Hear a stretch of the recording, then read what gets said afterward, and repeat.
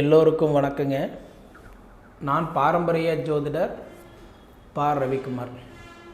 இப்போ நாம் பார்க்கக்கூடிய ஒரு தலைப்பு பார்த்திங்க அப்படின்னா 2025 வரக்கூடிய ஆகஸ்ட் மாதத்துக்கு உண்டான ராசி பலன்களை பற்றி தான் இந்த காணொலியில் பார்த்துட்ருக்குறோம்.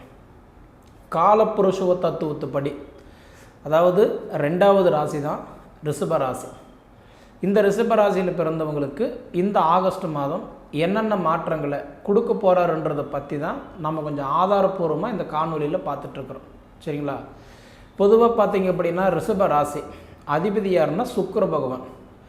கொடுக்குற ஒரு கூரை பிச்சுட்டு கொடுப்பான் சுக்கிரன்னு சொல்லுவாங்க. அந்த சுக்கிரன் தான் உங்கள் ராசிக்கு அதிபதியாக இப்போ வரைக்குமே இருக்கிறார்.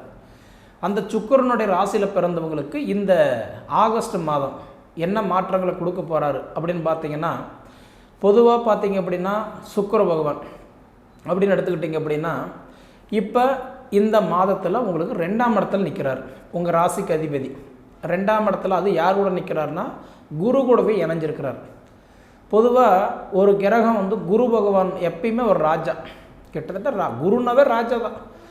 குரு பார்க்குறவங்களுக்கே நல்ல பலன்களை கொடுப்பார். கெட்டவனாக இருந்தால் கூட அதை சரிப்படுத்துகிறவரை யாருன்னா குரு தான். ஒரு கெட்ட பாதையில் ஒருத்தர் போகிறாருன்னா, ஏன் இப்படி போகிற, இதனால் இந்த மாதிரி பண்ணுற, உங்களுக்கும் குடும்பம் இருக்குது, உங்களுக்கும் வாழ்க்கை இருக்குது, உங்களுக்கும் வாழ்வாதாரம் இருக்குது, அதாவது உங்களுக்குன்றது ஒரு மதிப்பு மரியாதை இருக்குது, அது காப்பாற்றிக்கோ அப்படின்னு சொல்லி அதை சரி பண்ணுறவரே யாருன்னா குரு தான். அப்போ அந்த குரு பகவான் கூட போய் கெட்டவர் சேர்ந்தால் கூட அந்த கெட்டவரையும் நல்லவராக்குவவர் குரு தான். அதுக்கு தான் நம்ம முன்னோர்கள் அந்த காலத்தில் சொல்லியிருக்கிறாங்க, பசு கூட போய் பன்னி சேர்ந்தது அப்படின்னா நிச்சயமாக அந்த பசு அந்த பன்னி திருத்திடும். அதே பன்னி கூட போய் பசு சேர்ந்தது அப்படின்னா அந்த பன்னி சாப்பிட்றது அந்த பசு சாப்பிடும். அது சொல்லியிருக்காங்க. அந்த மாதிரி குருன்ற ஒரு ராஜா, அவர் கூடவே சுக்கிரன் உங்கள் வீட்டுக்கு அதிபதி சேரும்போது என்ன பண்ணுவார்னா 100% அந்த குரு என்னென்ன பலன்களை கொடுக்குறாரோ அது அனைத்துமே இப்போ உங்கள் ராசிக்கு அதிபதி உங்களுக்கு கொடுத்துருவார். ஏன்னா குரு சுக்கிரன் சேர்க்கை அப்படி பார்த்தா இந்த ஆகஸ்ட் 21 வரைக்கும் 2 பேரும் இணைஞ்சு ஒரு வீட்டில் இருக்கிறாங்க. இதுவே மிகப்பெரிய உங்களுக்கு ஒரு வெற்றி. எப்பயுமே பார்த்தீங்கன்னு வச்சுக்கோங்களேன், குரு ஒரு வீட்டிலிருந்து இன்னொரு வீட்டுக்கு மாறுறதுக்கு 1 வருஷம் டைம் எடுத்துக்குவார். குரு பகவானுடைய பயிற்சி வருஷத்துக்கு ஒரு தடவை. அப்படி பார்த்தா சுக்கிரனுடைய பயிற்சி பார்த்தா ஒரு மாதத்துக்கு ஒரு தடவை. அப்படி பார்த்தீங்கன்னா இந்த குரு சுக்கிரன் சேர்க்கை பார்த்தீங்கன்னா மீண்டும் அடுத்தது இணையணும்னா இன்னும் 1 வருஷம் நீங்கள் வெயிட் பண்ணணும். சரிங்களா? அப்போ குரு கூட உங்கள் ராசிக்கு அதிபதி சுக்கிரன் போய் சேரணும்னா இன்னும் 1 வருஷம் நீங்கள் வெயிட் பண்ணணும். அப்போ அது வரைக்கும் பார்த்தீங்க அப்படின்னா உங்களுக்கு வாய்ப்பு நம்ம ரொம்ப எதிர்பார்க்குற அளவுக்கு நடக்காது. அதனால் இப்போ நீங்கள் எப்படின்னா காற்றுள்ளது போது தூத்திக்கணும், மழை வரும்போதும் இல்லை வீடு கட்டிக்கணும். இது 2மே முன்னெச்சரிக்கை. மழை வந்த வாட்டி வீடு கட்ட முடியாது. சரிங்களா? அது மாதிரி காற்று அடிக்கும்போது தூத்திக்கிட்டோம் அப்படின்னா நமக்கு எனர்ஜி எல்லாமே நஷ்டம் இல்லை. அதுபோல் பார்த்தீங்க அப்படின்னா இது ஒரு அற்புதமான தருணம். அப்படி பார்த்தா கணவன் மனைவி சேர்க்கை 2 பேரும் ஒரு தொழிலில் இருந்தாலும் சப்போர்ட் பண்ணிகிட்டு இருந்தாலும், கணவனுக்கு மனைவி சப்போர்ட் பண்ணாலும் மனைவிக்கு கணவன் சப்போர்ட் பண்ணாலும் இந்த சேர்க்கையெல்லாம் பார்த்திங்கன்னா நிச்சயமாக 21 தேதிக்குள்ளார மாற்றங்களை நிச்சயமாக கொடுத்துருவார். அதாவது நீங்கள் தொழில் ரீதியாக ஒரு சின்ன கட்டடம் பெரிய கட்டடம் ஆக்கலாம்னு நினச்சிருக்கலாம், சிறு தொழில் பெரிய தொழில் ஆக்கலாம்னு நினச்சிருக்கலாம், 2 பேருக்கு 4 பேர் ஆக்கலாம்னு நினச்சிட்ருக்கலாம், நம்ம தொழில் அடுத்த கட்டத்துக்கு போகிறதுக்கு என்னன்றது ஒரு முடிவு பண்ணியிருக்கலாம். இது எல்லாமே இப்போ உங்களுக்கு நடக்கும். செய்கிற தொழிலை கூட டெம்பரவரியாக பண்ணிகிட்டு இருந்திருக்கலாம். அதாவது நம்ம உழைப்புக்கு தகுந்த உயர்வு இல்லாமல், வயசுக்கு தகுந்த வளர்ச்சி இல்லாமல் பாடுபட்டுருக்கலாம். அதுக்கெல்லாம் இது ஒரு அற்புதமான ஒரு சேர்க்கை தான் இந்த குரு சுக்கிரன் சேர்க்கை. சரிங்களா? இப்படி சேரக்கூடிய வாய்ப்பெல்லாம் பார்த்தீங்க அப்படின்னா உங்களுக்கு அது போக சனி பகவான் உங்கள் ராசிக்கு 11ஆம் இடத்துல இருக்கிறார், லாபஸ்தானத்தில் இருக்கிறார். கர்ம வினைகளுக்கேற்ற பலன்களை கொடுப்பவர் யாருன்னா சனி பகவான் மட்டும்தான். அந்த சனி பகவான் உங்களுக்கு 11ஆம் இடத்துலேருந்து நல்ல பலன்களை கொடுத்துட்ருக்கிறார். சரிங்களா? அப்போ குருவோட சுக்கிரன் சேர்றது ஒரு அற்புதமான காலம். சனி பகவான் தொழிலுக்காரகன், தொழிலுக்கு அதிபதி சனி பகவான் போய் உங்கள் ராசியை 11ஆம் இடத்துல உட்காந்துருந்து, அதாவது மேல ராசியிலிருந்து உங்கள் ராசியை சனி 3ஆம் இடமாக பார்க்குறாரு. சனி பகவானுக்கு 3 பார்வை உண்டு, 3, 7, 10. அப்போ 3ஆம் இடமும் உங்கள் ராசி தான் பார்க்குறாரு. அப்படி பார்க்கக்கூடிய காலகட்டத்தில் பார்த்தீங்கன்னா இது ஒரு அற்புதமான ஒரு வாய்ப்புன்னே நான் சொல்லுவேன். அதாவது யாருக்காக இருந்தாலும் ஒரு வாய்ப்பு கொடுத்தா தான் அவங்க வாழ்க்கையில் சாதிக்கிறாங்களா இல்லையா நமக்கு தெரிஞ்சுக்க முடியும். வாய்ப்பே கொடுக்கல அப்படின்னா நம்ம சாதிக்க முடியாது. சரிங்களா? அதுபோல் ரிஷபராசிக்கு அருமையான ஒரு வாய்ப்பு தான் இந்த சனி பகவான் வந்து உங்கள் ராசி பார்க்குறார். அது போக இப்போ சனி பகவான் ஜூலை 13ஆம் தேதி வக்கரத்துக்கு போயிட்டார். அப்போ இயல்புக்கு மாறாக வேலை செய்வார். அப்போ நமக்கு என்ன இல்லை அது கொடுத்துருவார், நமக்கு என்ன நடக்கலை அது நடத்தி கொடுத்துருவார், நம்ம என்ன எதிர்பார்த்துட்ருக்குறோம் ஏன் நமக்கு தடையாச்சு அதுக்குண்டான பலனை இப்போ கொடுத்துருவார். அப்போ நாம் என்ன பண்ணணும், அத்தியாவசியமான விஷயங்கள் நம்ம பண்ணிக்கணுமே தவிர ஆடம்பரமான விஷயங்களை அவாய்ட் பண்ணிக்கணும். ஏன்னா அகலக்கால் வைக்கக்கூடாது. சனி பகவான் வந்து இப்போ வக்கரத்தில் போயிருக்கிறதுனால தேவையில்லாத விஷயங்களை அவாய்ட் பண்ணிக்கிறது நல்லது. குறிப்பாக மங்கை, மது, சூது இது எல்லாமே ஒரு மனிதனோட அழிவுக்கு காரணமே இது 3 தான். மங்கை, மது, சூது இது 3ல் போனவங்க யாருமே வாழ்ந்ததாக சரித்திரம் கிடையாது. இது 3மே ரிஷபராசிக்காரங்க அவாய்ட் பண்ணிக்கிட்டிங்கன்னா உங்களோட வாழ்க்கை நிச்சயமாக நவம்பர் 28 வரைக்குமே உங்கள் நேரம் சூப்பராக இருக்குது. ஏன்னா நவம்பர் 28 வரைக்குமே சனி பகவான் வக்கரத்துக்கு போயிட்டார். அதனால் ஒரு அற்புதமான ஒரு காலம். அதே மாதிரி குரு சுக்கிரன் சேர்க்கை நிச்சயமாக ஒரு அற்புதமான நேரம். அதுபோக உங்களுக்கு குடும்பஸ்தானத்துக்கு அதிபதி புதன் பகவான் இப்போ உங்களுக்கு 2ஆம் இடத்துல, அதாவது 3ஆம் இடத்துல போய் சந்திரன் வீட்டில் இப்போ வக்கரத்தில் இருந்தார். அந்த வக்கரத்தில் இருந்த புதன் பகவான் இப்போ 11ஆம் தேதி வக்கர நிவர்த்தி அடைகிறார். இது பார்த்திங்கன்னா உங்களுக்கு எப்படின்னா வெளிநாடுக்கு உண்டான வாய்ப்பு, வெளிநாடுக்கு உண்டான வாய்ப்பு, அரசியலுக்கு உண்டான ஒரு யோகம். அதே மாதிரி பார்த்திங்க அப்படின்னா சுயத்தொழில் செய்கிறதுக்கு உண்டான ஒரு நேரம்.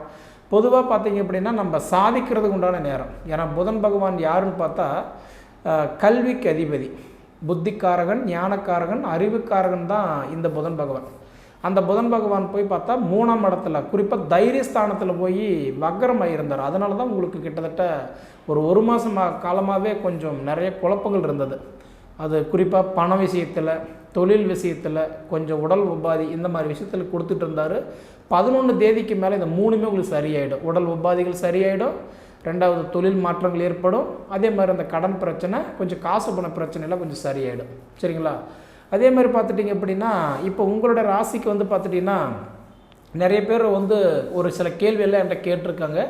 அவங்களுக்கெல்லாம் என்ன அப்படின்னா, சாமி என்னோடய ராசிக்கு எந்த கோயிலுக்கு போனால் நல்லாயிருக்கும், எந்த சாமி கும்பிட்டால் நல்லாயிருக்கும், எனக்கு எந்த கடவுள் எனக்கு சப்போர்ட் பண்ணுவார் அப்படின்னு வந்து பார்த்திங்கன்னா பர்வத வர்தனி அப்படின்ற கடவுள் வந்து எங்கே இருக்கிறாருன்னு பார்த்தா ராமேஸ்வரத்தில் இருக்கிறார். பர்வத வர்தினின்ற கடவுளை ராமேஸ்வரத்தில் இருக்கக்கூடிய கடவுள் வந்து ரிஷபராசிக்காரங்க ஒரு தடவையாவது நீங்கள் போய் கண்டிப்பாக கும்பிட்டு வந்தேன்னு வச்சுக்கோங்களேன், நிச்சயமாக உங்கள் வாழ்க்கையில் மாற்றத்தை பார்க்கலாம். அதாவது திருமண தடையாக இருக்கிறவங்களுக்கு திருமண தடை விலகும், புத்திர செல்வங்கள் இல்லாதவங்களுக்கு புத்திர செல்வங்கள் கண்டிப்பாக கொடுக்கும், தொழில் வளர்ச்சி இல்லாமல் இருக்கிறவங்களுக்கு தொழில் வளர்ச்சி கொடுக்கும், வாழ்வாதாரமே இல்லாமல் கஷ்டப்படுறவங்களுக்கு வாழ்வாதாரம் நல்லாயிருக்கும். மொத்தத்தில் பார்த்தா இன்றைக்கி எல்லாம் இழந்துட்டு சொத்து இருந்தும் இல்லாமல், சொந்த பந்தம் இருந்தும் சப்போர்ட் இல்லாமல், எலிவங்காக இருந்தாலும் தனிவங்காக நின்று கஷ்டப்படுறவங்களுக்கு வாழ்க்கையில் வாழ்க்கை என்ன சாமி எதை நோக்கி போகுது தெரியல அப்படின்னு சொல்கிறவங்களுக்கெல்லாம் நிச்சயமாக ராமேஸ்வரம் பர்வதி அம்மன் கோயிலுக்கு போயிட்டு வந்தீங்கன்னா நிச்சயமாக சொல்கிறவங்களுக்கு ஒரு மாற்றம் கிடைக்கும். சரிங்களா? அது போக பார்த்திங்கன்னா இந்த ஆகஸ்ட் 3ஆம் தேதி பார்த்திங்கன்னா உங்களுக்கு அந்த ஆடிப்பெருக்கு, ஆடிப்பெருக்கு அப்படின்னா ஆடி 18, அதுதான் ஆடிப்பெருக்குன்னு சொல்லுவாங்க. அது வந்து எதுக்காக நம்ம ஆடிப்பெருக்க நம்ம வந்து வழிமுறை செய்கிறோம் அப்படின்னா, நம்ம செஞ்ச பாவதாபங்களுக்கு எல்லாமே சுத்தமாகிறது இந்த ஆடி 18 தான். சரிங்களா? அதனால் வந்து பார்த்தா தெரிஞ்சோ தெரியாமல் நம்ம ஏதோ ஒரு பாவம் பண்ணியிருப்போம். அதுக்காக தான் ஒரு கங்கையில் போய் அருகம்பில் வச்சு, காணிக்கை வச்சு, முடிஞ்ச நவதானியங்கள் வச்சு, அதாவது தலைமொழிகிட்டு வந்தோம் அப்படின்னா நிச்சயமாக நம்ம செய்த பாவங்கள் எல்லாம் கங்கையில் போயிடும்னு சொல்லுவாங்க. சரிங்களா? அது முதல்ல நீங்கள் பண்ணுங்கள். 2வது 8ஆம் தேதி வந்து பார்த்தீங்க அப்படின்னா இன்றைக்கி அமாவாசை, அதாவது 8ஆம் தேதி வந்து பௌர்ணமி. அதே மாதிரி வந்து பார்த்தா அன்னைக்கு வரலட்சுமி விரதம், இது 2மே 8ஆம் தேதியே வருது. நீங்கள் பௌர்ணமி கிரிவலம் போகிறவங்களுக்காக இருந்தாலும் போய்க்கலாம். அதே மாதிரி இல்லை வரலட்சுமி விரதம் வீட்டில் இருந்து செய்கிறவங்களுக்கும் நீங்கள் செஞ்சுக்கலாம். அடுத்தது பார்த்தா 9ஆம் தேதி ஆவினி அவிட்டம். ஆவினி அவிட்டம்ன்றது ஒரு சிலர் கும்புறவங்களும் இருக்கிறாங்க, அது வழிமுறை எடுத்துக்கோங்க. அடுத்தது பார்த்தா 16ஆம் தேதி கோகுல அஷ்டமி. அதுவும் பார்த்தா இன்றைக்கி ஒரு கிருஷ்ணர் வழிபட வேண்டிய ஒரு நல்ல ஒரு அற்புதமான வாய்ப்பு. அது போக 22ஆம் தேதி பார்த்திங்கன்னா வாஸ்து நாள். நிறைய பேர்லாம் அந்த வாஸ்து நாள் எப்போ வருது தெரியாமல் சில வாஸ்து முறைப்படி பண்ணுறதுக்கெல்லாம் பார்த்துட்டு இருப்பாங்க. அருமையான நாள் இந்த, ஏன்னா அந்த ஆடி 18 வரைக்கும் நம்ம எதுவும் பண்ணியிருக்க மாட்டோம், கிட்டத்தட்ட பெண்டிங்கில் தான் வச்சுருப்போம். அப்போ 18 முடிஞ்சு கரெக்டாக அந்த டைமில் வரும்போதெல்லாம் உங்களுக்கு இந்த வாஸ்து நாள் நிச்சயமாக உங்களுக்கு சூப்பராக வேலை செய்யும். அது போக அன்றைக்கி நிறைஞ்ச அமாவாசை வருது. சரிங்களா?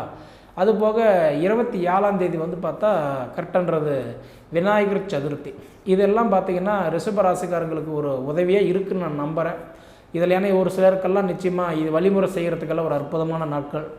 இதெல்லாம் போக பார்த்திங்க அப்படின்னா கண்டிப்பாக உங்களுக்கு வந்து இப்போ உங்களோட ராசிக்கு வந்து சனி பகவான் உங்கள் ராசி பார்க்குறது மட்டும் இல்லை, உங்கள் ராசிக்கு ஃப்ரெண்டில் குரு இருக்கார் பார்த்தீங்களா. அப்படி பார்த்தா ஒருத்தருக்கு கல்யாணமே பண்ணணும்னா கூட குரு பார்வை இருந்தால் தான் பண்ண முடியும். அது நிறைய பேருக்கு எப்படின்னு தெரியாது, தெரிஞ்சுக்கோங்க. நம்ம சந்திரன், நம்ம ராசி தான் சந்திரன்.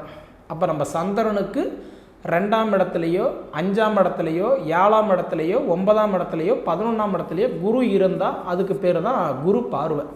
அப்படி பார்த்தா ரிஷப ராசிக்கு இப்போ குரு எங்கே இருக்கிறார், மிதுன ராசியில் இருக்காரா, அப்போ 2ஆம் இடத்துல குரு இருக்கார், அப்போ அதுதான் குரு பார்வை. சரிங்களா. நம்ம ராசிக்கு 5ல் 2, 5, 7, 9, 11 குரு இருந்தால் குரு பார்வை. அப்போ நமக்கு குரு பார்வை இருக்குது. அப்போ நம்ம பார்க்குற பெண்ணாக இருக்கட்டும் பையனாக இருக்கட்டும் அவங்களுக்கு குரு பார்வை இருந்தாலும் இல்லைனாலும் பிரச்சனை இல்லை, பொறுத்து இருந்தால் கண்டிப்பாக கல்யாணம் பண்ணலாம். அப்போ ரிஷப ராசிக்காரர்களுக்கு ஃப்ரெண்டில் குரு இருக்குது. இதுவே உங்களுக்கு ஒரு அற்புதமான ஒரு வாய்ப்பு. 2026 6வது மாதம் 3ஆம் தேதி வரைக்குமே உங்களுக்கு குரு பார்வை நல்லாயிருக்கு. சரிங்களா. இது போக பார்த்தீங்க அப்படின்னா சூரியன், மாத கிரகம் சூரியனும் உங்களுக்கு 3ஆம் இடத்துல இருக்கிறார், தைரியஸ்தானத்தில். கிட்டத்தட்ட இந்த மாதம் 17 தேதி வரைக்குமே அவர் வந்து கட்டான்றது 3ஆம் இடத்துல இருப்பார். அடுத்தது 17ஆம் தேதிக்கு மேலே அவர் 4ஆம் இடத்துக்கு போயிடுவார். 4ஆம் இடத்துக்கு போயிட்டார் அப்படின்னா அவர் வந்து தன் சொந்த வீட்டுக்கே போயிடுவார். அப்படி சொந்த வீட்டுக்கு போயிட்டார்னு வச்சுக்கோங்களேன். அதாவதுன்றது வந்து பார்த்தா 4ஆம் இடம் சுகஸ்தானம் மட்டும் இல்லை, சொத்து, வீடு, மண்மனை இந்த மாதிரின்றது இடம் சார்ந்த இடம். அந்த இடத்துக்கு போயிட்டாருன்னா உங்களோட மனை பிரச்சனை எல்லாம் ஓரளவுக்கு சால்வ் ஆகும். இடம் வாங்கலாம், வீடு கட்டலாம், மண் வாங்கலாம், மண்ணில் இருக்கிற பிரச்சனை சரியாகும். இதெல்லாம் ஓரளவுக்கு கண்டிப்பாக நல்லது நடக்கும். சரிங்களா. அதே சமயத்தில் வந்து பார்த்துட்டிங்க அப்படின்னா உங்களுக்கு செவ்வாய் 5ஆம் இடத்துல இருக்கிறதுனால நிச்சயமாக உங்களுக்கு புத்திரக்காரகன் யாருன்னா கன்னிராசி தான். அந்த கன்னிராசியில் போய் செவ்வாய் பகவான் உட்காந்துருக்கிறாரு பார்த்தீங்களா. அதனால் வந்து புத்திர பாக்கியம் பொதுவாக பார்த்தீங்கன்னா உங்களுக்கு 12ஆம் இடத்துக்கு அதிபதி இன்றைக்கி என்ன 12ஆம் இடம்னா உங்களுக்கு மேசராசி. மேசராசிக்கு அதிபதியே புத்திரஸ்தானத்தில் உட்காரும்போது கண்டிப்பாக ரிஷப ராசிக்காரங்களுக்கு ஒரு சிலருக்கு வந்து புத்திர பாக்கியம் இந்த மாதம் கொஞ்சம் தள்ளி போகிறதுக்கு வாய்ப்பு இருக்குது. அது அவங்க சுயஜாதத்தை பொறுத்த வரைக்கும். சரிங்களா. ஏன்னா குரு உட்காந்துருக்கக்கூடிய இடம் வந்து பார்த்தா கண்டிப்பாக நல்லா இருக்குது. ஆனால் செவ்வாய் உட்காந்த இடம் பார்த்தா கண்டிப்பாக கொஞ்சம் தாமதமாகும். எதுக்கு உங்கள் சுயஜாதகம் ஒரு தடவை பார்த்துக்கோங்க. சரிங்களா. சரி நேயர்களே, எப்படி பார்த்தாலும் ரிஷப ராசிக்காரங்களுக்கெல்லாம் இந்த மாதம் ஓரளவுக்கு நல்லதாக இருக்கும். சரிங்களா. அதாவது நீங்கள் அனுபவித்து பார்த்து என்னன்றது சொல்லுங்கள். இது போக உங்கள் பொன்னான நேரத்தை ஒதுக்கி இவ்வளவு நேரம் என்னோட காணொலியை நீங்கள் முழுமையாக பார்த்ததுக்கு மனசிலிருந்து கேட்டுக்கிறேனுங்க. நன்றி.